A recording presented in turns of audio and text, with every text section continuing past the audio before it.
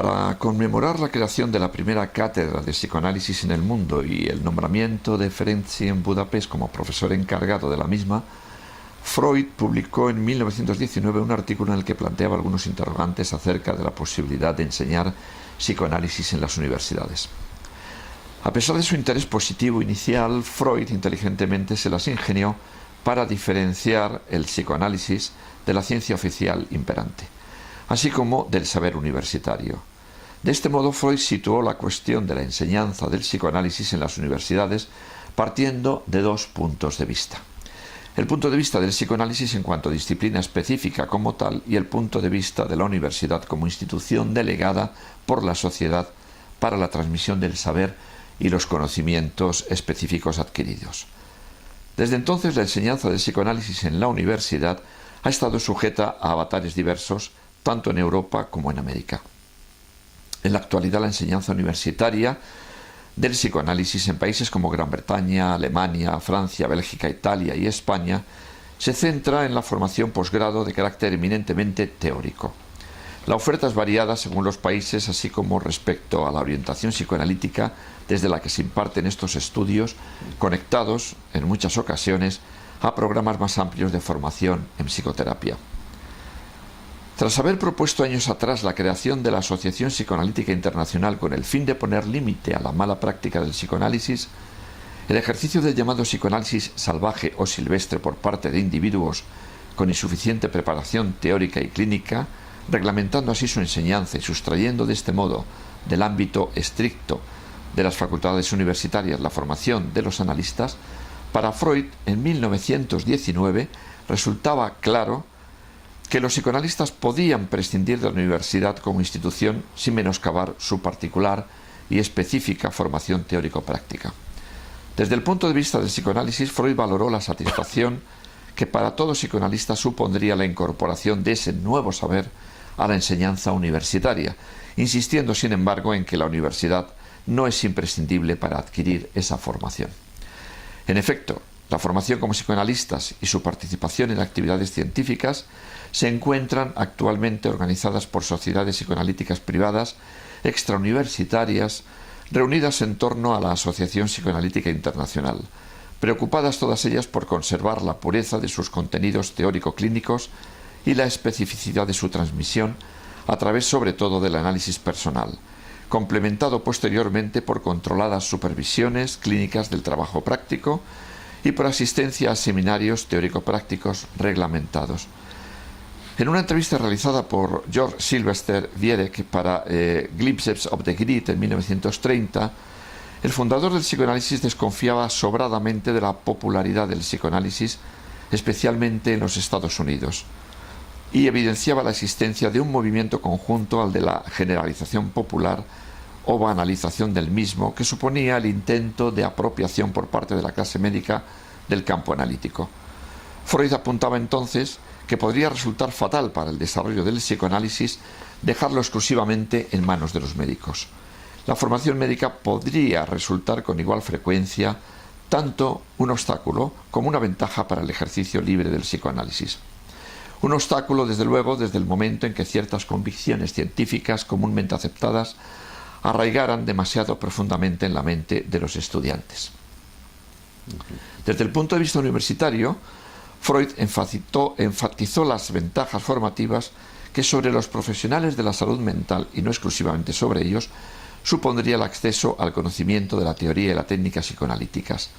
Para él, la cuestión se reducía a verificar si en principio esta institución estaría dispuesta a reconocer al psicoanálisis alguna importancia en la formación del hombre de ciencia, médico, psicólogo, biólogo, filósofo, antropólogo, etc.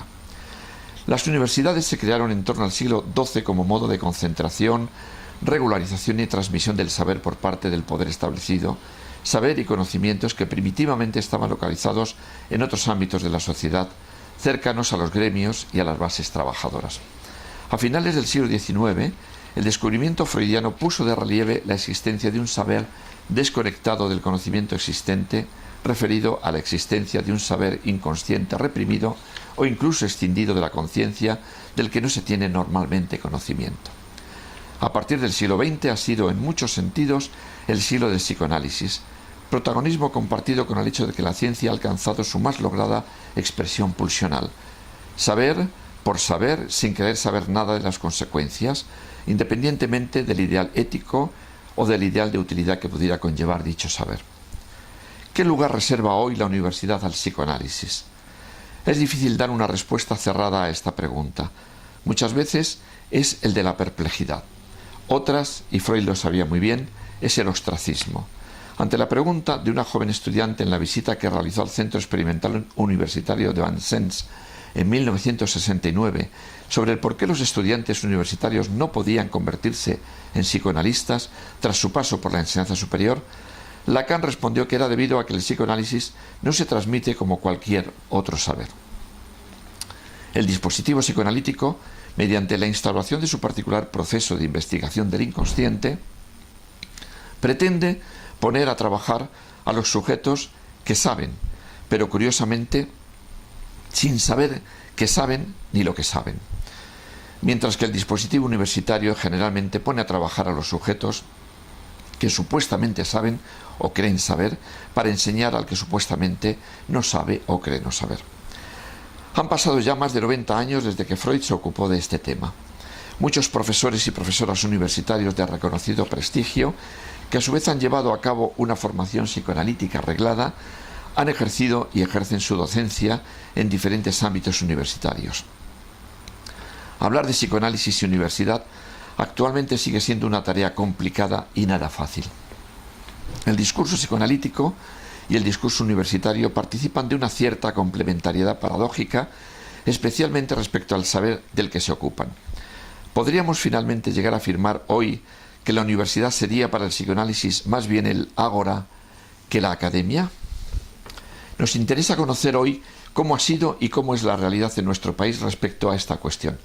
Para ello vamos a entrevistar a diferentes personalidades que durante muchos años han combinado su formación e identidad como psicoanalistas con la actividad como docentes universitarios, situándose como bisagras de un imposible, a decir de algunos autores como Montalbán Peregrín. Bueno, pues hoy nos encontramos con el profesor Alejandro Ávila, doctor en psicología y buen amigo mío de muchos años. Actualmente, desde el año 2004, es catedrático de psicoterapia en la Universidad Complutense de Madrid. Fue catedrático de psicoterapia en la Universidad de Salamanca desde 1990 hasta el 2004, que pasaste ya a Madrid. Gracias, Alejandro, por facilitarnos esta entrevista y abrirnos las puertas de tu consulta para poder hablar de este tema tan interesante. Bueno, muchas gracias, Paco, por tu invitación. Me parece que haces una propuesta muy interesante y necesaria, y como has señalado un poco en la introducción que has hecho, la problemática es muy compleja y tiene muchos matices, y vamos a intentar desgranar algunos de ellos, si es posible, a lo largo de estos minutos.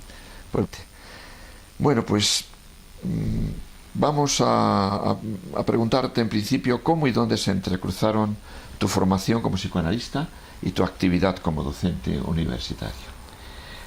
Bueno, es un tema que se ha estado entrecruzando permanentemente desde, yo te diría, yo terminé la carrera de psicología, los estudios reglados de licenciatura en el año 73, y desde ese momento hasta ahora no han cesado de cruzarse esos recorridos, o sea que es una cuestión compleja. Bueno, lo primero que quiero resaltar es que yo no me considero un psicoanalista en el sentido estricto en el que la IPA lo designa. Yo no he hecho una formación psicoanalítica convencional. Me considero un psicoterapeuta formado psicoanalíticamente, que trabaja con orientación psicoanalítica, y tengo mis opiniones sobre la amplitud y la extensión del campo psicoanalítico que intentaré que queden recogidas en esta entrevista. En cuanto a la universidad, yo me vinculé enseguida que terminé los estudios a la práctica docente. Desde el año 76 soy profesor, primero pues los profesores asociados de entonces, los penenes, estuve dando materias más bien relacionadas con el psicodiagnóstico y la evaluación clínica hasta el año 86, 84 principalmente, aunque seguí un poco más. Ya en esas materias la carga de contenidos que tenía que ver con la formación psicoanalítica pues estaba presente, porque las técnicas proyectivas, por ejemplo, son difíciles de entender y de usar sin una referencia a la teoría psicoanalítica y al marco de comprensión psicoanalítico en su conjunto. Cuando ya mi evolución como docente entró más directamente en el campo de la psicoterapia, pues obviamente, porque yo he tenido siempre una concepción de la psicoterapia plural, en el que, por razones, es decir, podríamos decir que dentro del campo de la psicoterapia tendrían que ser considerados todos los enfoques que implican una práctica terapéutica con el ser humano.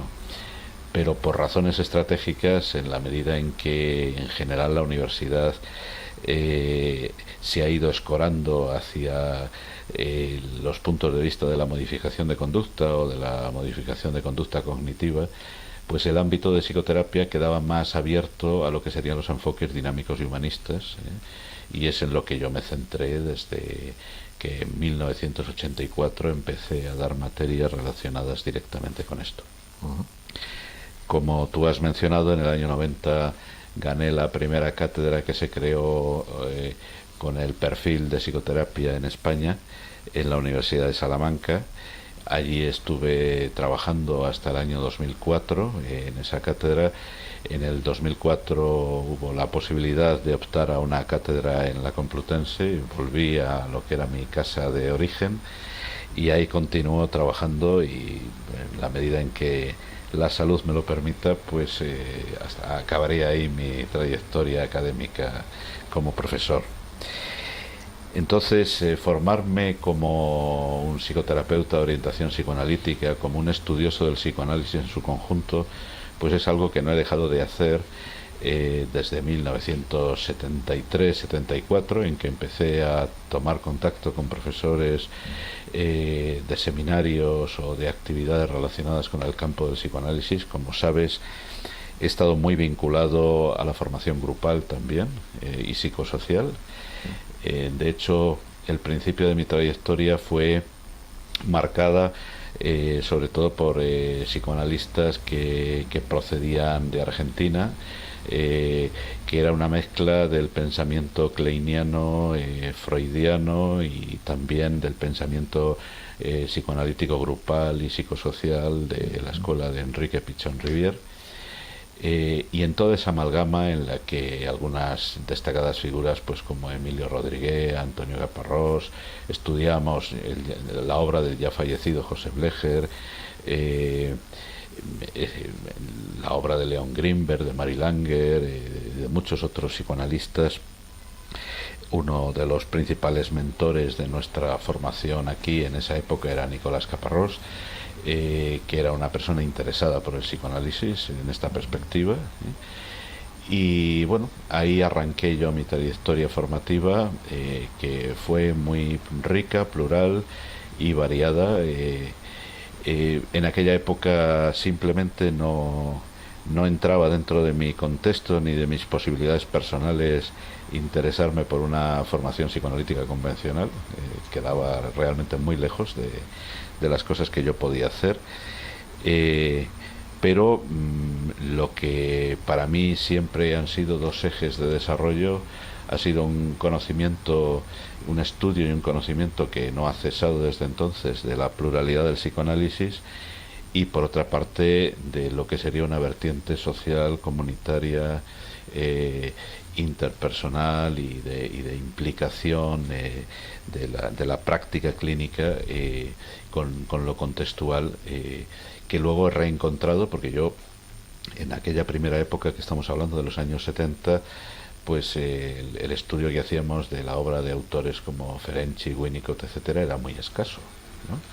Pero una década después, reencontrándonos con estos autores y trabajándolos más en profundidad, es como un reconocerse en unas perspectivas que realmente estaban ahí y que sintonizaban con la inquietud que llevamos dentro. Luego, otra conexión importante ha tenido que ver con la formación amparada por IPA del training de investigación que puso en marcha Peter Fonagy en Londres, en el University College, que yo la realicé en el año 97. Después la IPA tuvo a bien avalarnos un proyecto de investigación con el que hemos estado trabajando 10 años aproximadamente y que todavía está en fase de publicación y de generación de aportaciones a partir de ese proyecto. Y eso fue también un momento muy importante en la medida en que, aunque yo ya estaba conectado con el campo de la investigación en psicoterapia, sobre todo de los procesos terapéuticos, desde años antes, pero es una apertura a una variedad de desarrollos que no ha cesado de crecer y de complejizarse.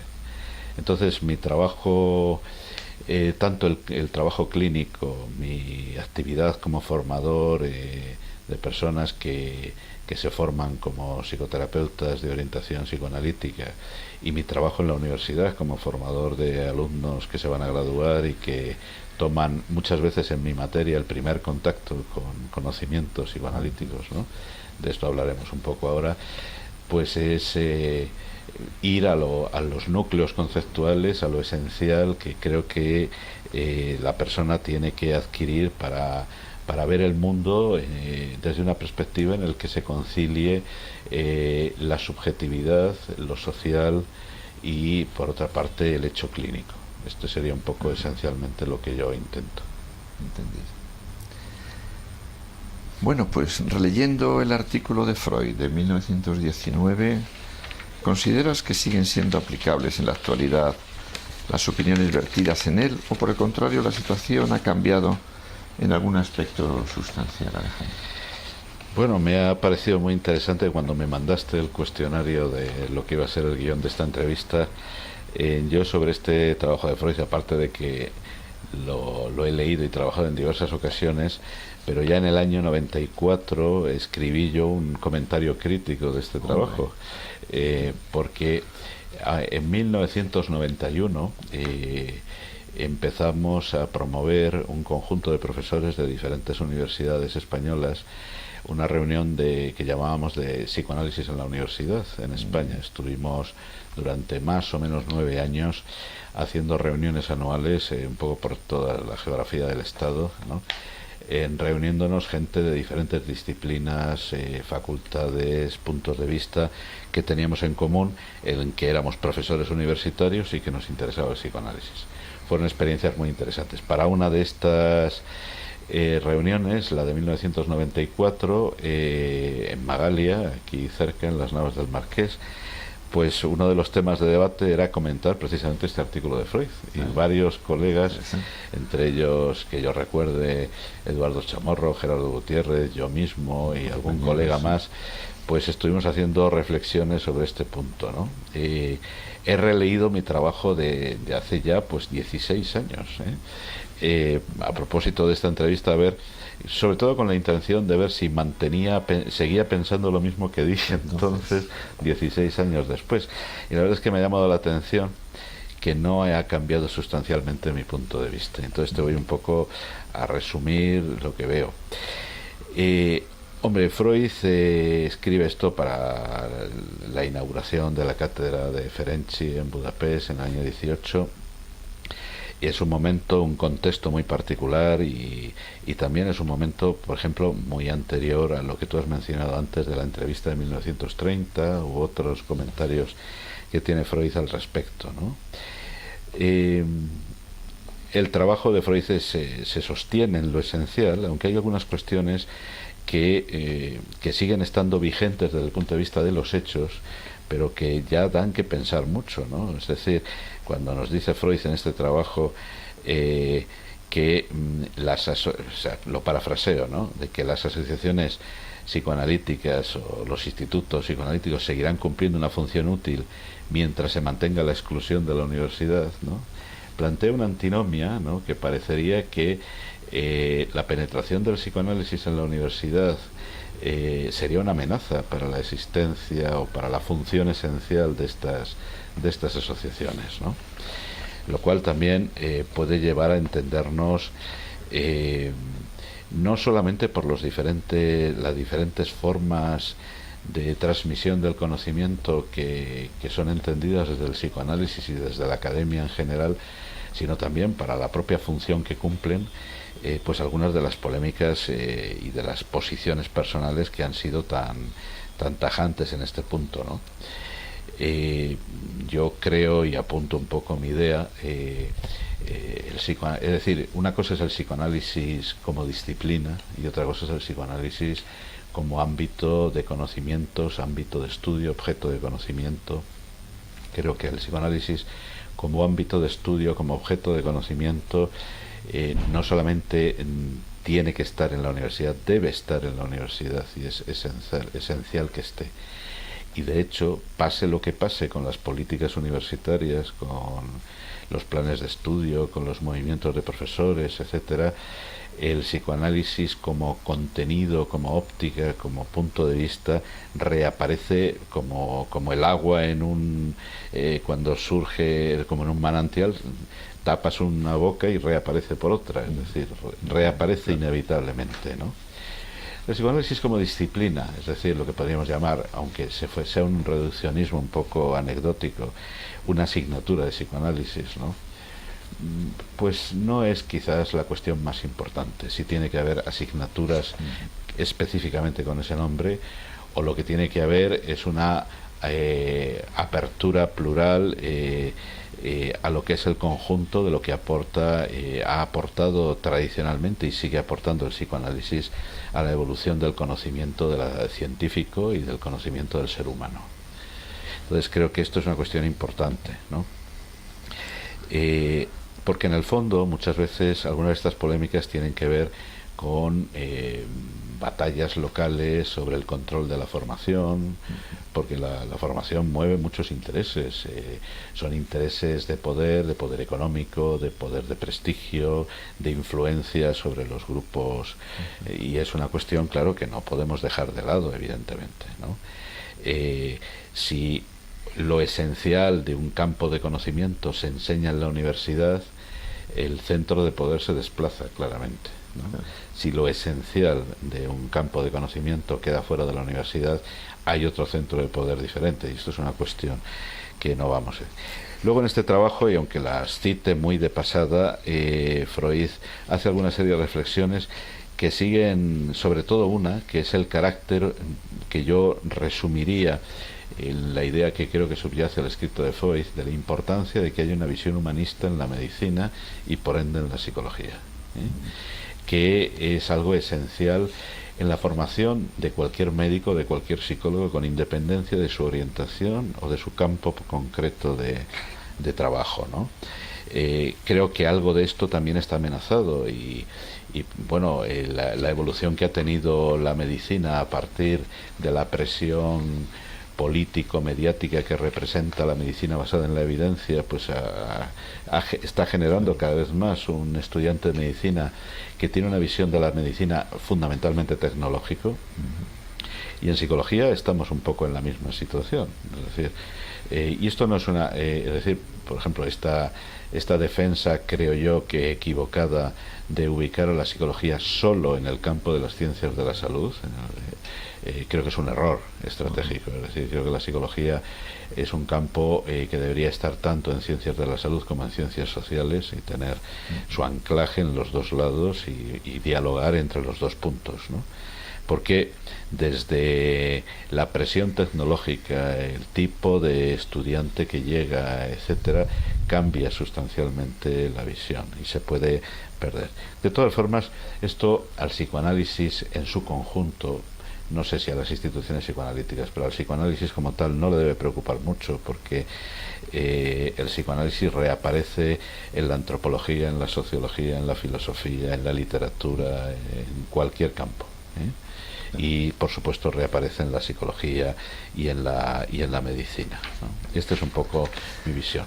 Creo que en lo esencial el artículo de Freud, salvo quizás esa mención política ocasional a esa alternativa bifronte, ¿no?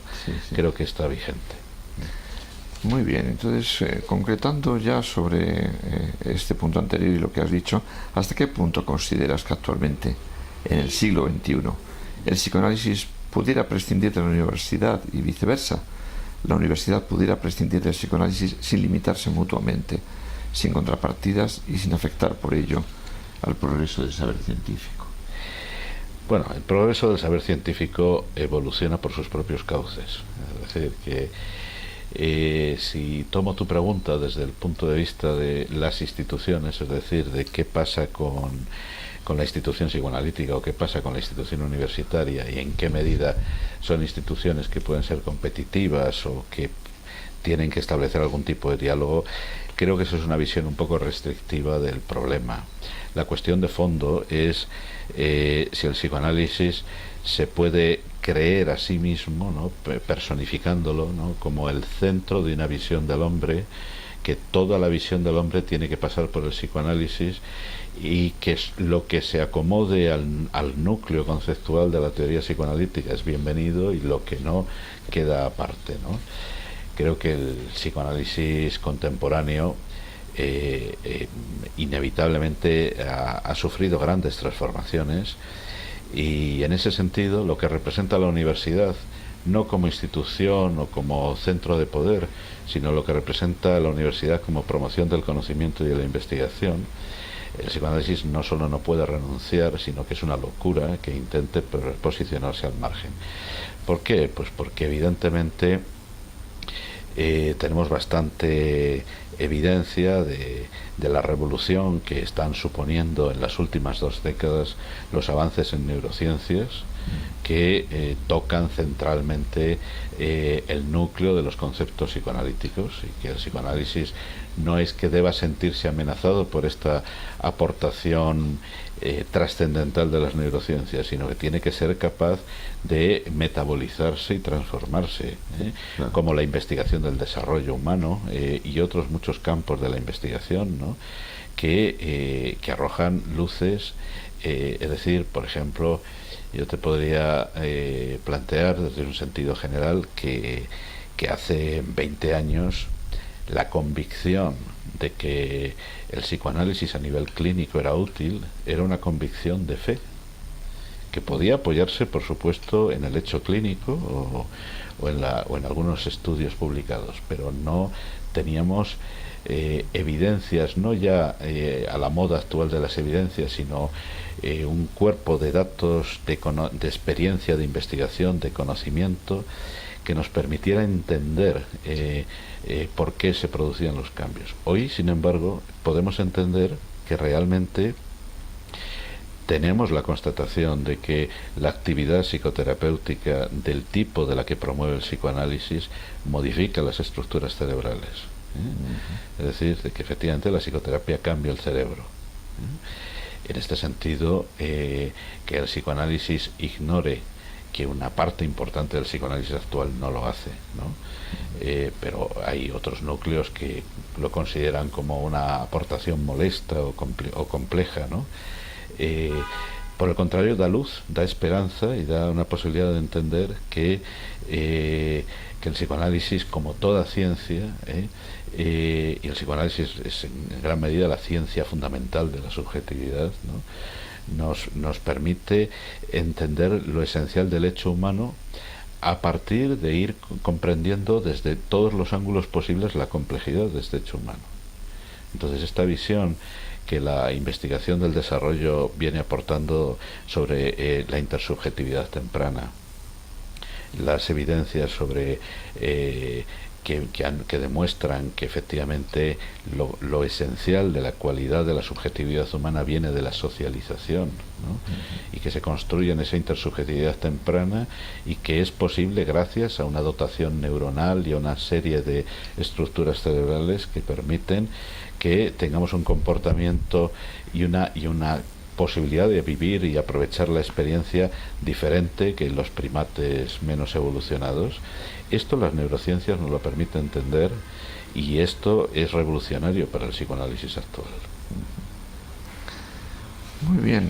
Bueno, vamos a ver si entramos ya no en la formación del estudiante en concreto, sino, dada tu experiencia, me gustaría saber qué opinas acerca de la formación del psicoanalista en relación con la universidad. Teniendo en cuenta que en la formación de un psicoanalista la actividad primordial, o así se entiende, se centra en el análisis personal del candidato, ¿podría en sentido estricto formar psicoanalistas la universidad? Y si fuera así, ¿cómo podrían manejarse las difíciles dinámicas transferenciales que se activan durante un proceso analítico en un particular contexto como sería el universitario? Es decir, no sé hasta qué punto fuera del ámbito de la consulta del analista. Bueno, y tocas un tema que es bastante importante y trascendente. Yo creo que la formación del psicoanalista, entendiendo en este sentido de un clínico cuya actividad fundamental va a ser desarrollar un trabajo clínico basado en el psicoanálisis, con independencia de que lo que haga sea psicoanálisis en el sentido convencional, o psicoterapia psicoanalítica, o estrategias inspiradas en el psicoanálisis adecuadas al contexto en el que trabaja. Hace poco releía la entrevista que le hace Eliot a Fonagy sobre o la que le hacía Safran a Aaron, y el porcentaje de psicoanalistas que ejercen propiamente psicoanálisis es bajísimo. Es decir, que la inmensa proporción de la actividad del psicoanalista, la actividad clínica, no está dentro de esta etiqueta de lo que se suele considerar psicoanálisis sensu stricto. Bien, planteado esto, creo que hay dos cuestiones centrales en la formación. Una, tú la has señalado, es lo que se suele llamar, yo creo que desafortunadamente, análisis didáctico, ¿no? Vamos a llamarlo el análisis personal del formando, ¿no? Y otra sería el conjunto de conocimientos de tipo teórico, técnico, aplicado, etcétera, que el formando tiene que adquirir. Son dos recorridos que hay que hacer. Por supuesto, el punto de articulación entre esos dos recorridos es la propia práctica clínica, que en general entendemos que la clave de la formación es la práctica supervisada, con una supervisión adecuada y con una intensidad suficiente. Entonces, estos dos recorridos, el recorrido que representa el análisis personal y el recorrido que representa la formación teórico-técnico-clínica con la práctica supervisada, deberían ser dos cauces independientes, no necesariamente relacionados entre sí, y sin una dependencia jerárquica el uno del otro. Creo que las instituciones y muchas instituciones de IPA, porque ya vengo observando en los últimos años que algunas sociedades componentes de IPA administran estos criterios de una manera mucho más flexible, el que se exija primero un análisis personal o un determinado quantum de análisis personal antes de acceder a la formación teórico-técnica clínica, creo que esto es un planteamiento equivocado, al menos desde el punto de vista actual. Hay una cuestión, además, que comentaban los colegas que he mencionado antes de estas recientes entrevistas, que son de 2009 y 2010, que es el tiempo que consume la formación, ¿no? Una cosa es que el tipo de formación que hacemos, como yo mismo he hecho alusión al principio de mi entrevista, yo considero que mi formación continúa y continuará mientras tenga un hálito de vida, ¿no? Una cosa es que la formación sea inacabable y permanente, y otra cosa es que un psicoanalista no pueda sentirse reconocido como psicoanalista hasta por lo menos los 50 y a veces más años, porque entre que hace un análisis personal de un número dilatado de años y luego unos 10 o 12 años de seminarios, ¿no? Se pone en una edad en la que... Entonces, esto es algo también a considerar, ¿no? Evoco, por ejemplo, la crítica que hizo Kemper sobre la crítica preocupada, como la llamó él, sobre la educación psicoanalítica, ¿no? O otros muchos trabajos que han salido en esta dirección, ¿no? El punto de vista que sostienen algunos colegas alemanes sobre el particular, como mi buen amigo Horst Kegele, ¿no? De que el análisis personal es necesario, pero no debería ser exigible, en el sentido de prescriptivamente tener que hacerse con una determinada persona autorizada, etcétera, ¿no? Es decir, creo que estamos en el entrecruce de una dimensión que implica lo ético, de que por supuesto el formando, es decir, por qué Freud muy tempranamente, 1910, 1911, 1912, habla de que lo central es el análisis, ¿no? Porque viene a decirle, parafraseo, porque trabajamos, el instrumento con el que trabajamos es nuestro inconsciente, ¿no? Es decir, obvio, es esencial, pero transformar esto en un criterio político administrativo controlado bajo una estrategia de poder puede generar muchas complicaciones. Entonces creo que, por supuesto, la universidad no es el lugar para hacer análisis personales, y esto creo que a nadie se le ocurre, ¿no? Pero la universidad, Freud lo apunta también en su trabajo, ¿no? Debe dar unos conocimientos basados en el psicoanálisis de un nivel general a mucha gente en muchos ámbitos. Después puede aportar unos conocimientos especializados. De todas formas, como muchos de mis colegas conocen bien, y yo mismo, cuando en esta etapa, que ya no soy joven, he puesto en marcha un programa de formación de psicoterapeutas, lo he hecho fuera de la universidad, precisamente para poder tener la libertad de poder hacerlo con plena coherencia. Entonces, en la universidad, una cosa es defender la presencia de los conceptos y contenidos y puntos de vista psicoanalíticos, y otra cosa es pretender encajar en el cursus de la formación académica lo que es lo esencial de la formación teórico-técnica. La riqueza viene en la pluralidad y en la diversidad. Habrá cosas que se pueden hacer en la universidad y cosas que necesariamente se tienen que hacer fuera para poder hacerlas bien, ¿no? Y luego, por supuesto, la universidad tampoco es el espacio donde adquirir la práctica y donde llevar a cabo la supervisión, ¿no? Es decir, algunos colegas en Alemania, en Austria, en Suiza, lo tienen mejor enfocado porque los sistemas de práctica pública están muy conectados a la universidad y tienen verdaderos recursos en los que les pueden ofrecer a la vez la práctica clínica, la formación teórica, la formación técnica, por supuesto siempre en un nivel de posgrado, de especialización, pero generalmente esto no es tan sencillo y no es viable. Bueno, pues ya con tu exposición te has adelantado a la siguiente pregunta. Así que bueno, pues ya la salto y voy a preguntarte ahora, ¿qué dificultades has encontrado para armonizar tu doble actividad como psicoanalista y como docente, tanto en las instituciones psicoanalíticas privadas como en las instituciones universitarias? Bueno, yo no sé si soy el más representativo de este tipo de polémica, pero porque yo siempre he luchado por conciliarlas y creo que razonablemente lo he conseguido, ¿no? Cuando yo empecé a trabajar como profesor en la universidad, el número de colegas que enseñaban en la universidad que tenían una formación psicoanalítica era sensiblemente más numeroso que el que actualmente está presente en la universidad. Pero en general, con honrosas excepciones como nuestra compañera y como una amiga Mercedes Valcarce, y alguna otra persona, como quizás en otras universidades como puede ser José Guimón, como pudo ser en un tiempo Joan Coderch, es decir, en general, el psicoanalista formado como psicoanalista que estaba en la universidad tomaba la universidad como una mera extensión de su consulta. Es decir, iba a la universidad, daba sus clases,